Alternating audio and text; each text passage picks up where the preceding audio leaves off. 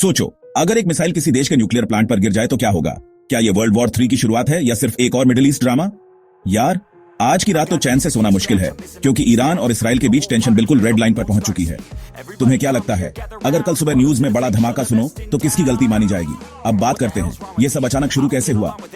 2025 के जून महीने में इंटरनेशनल न्यूक्लियर एजेंसी ने पहली बार 20 साल में ईरान को न्यूक्लियर शर्तें तोड़ने का दोषी ठहराया।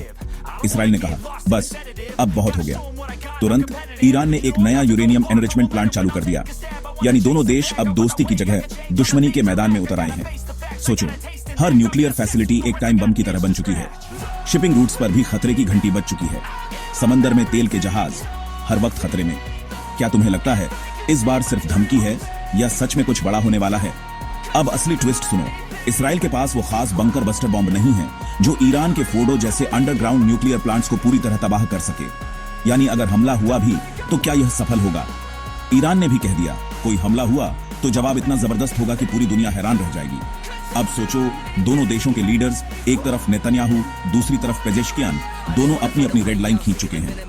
और इधर यूएस बस इंटेलिजेंस सपोर्ट देने की बात कर रहा है, लेकिन सीधा कूदने से बच रहा है।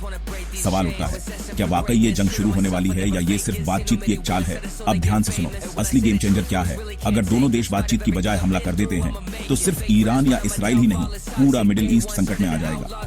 तेल की कीमतें आसमान छू जाएंगी और हर देश को इसका असर महसूस होगा। एक सीक्रेट है, कई एक्सपर्ट्स मानते हैं ये सारा ड्रामा असल में किसी डील के लिए प्रेशर टैक्टिक है। अगर बातचीत काम कर गई तो हो सकता है जंग टल जाए, वरना एक छोटी सी चैलेंज, क्या तुम अपने दोस्तों से डिस्कस कर सकते हो अगर जंग होती है तो सबसे ज्यादा नुकसान किसका होगा? आखिर में एक सवाल जो सबको परेशान कर रहा है, क्या ये सच में वर्ल्ड वॉर 3 की शुरुआत है या फिर एक और मिडिल ईस्ट सस्पेंस? अगर कल सुबह न्यूज में फायरिंग की खबर आए तो क्या तुम सचमुच तैयार हो ऐसे अनप्रेडिक्टेबल टाइम्स के लिए? अपना जवाब सोचो और खुद से पूछो, जंग किसी की नहीं होती, लेकिन तबाही सबकी होती है।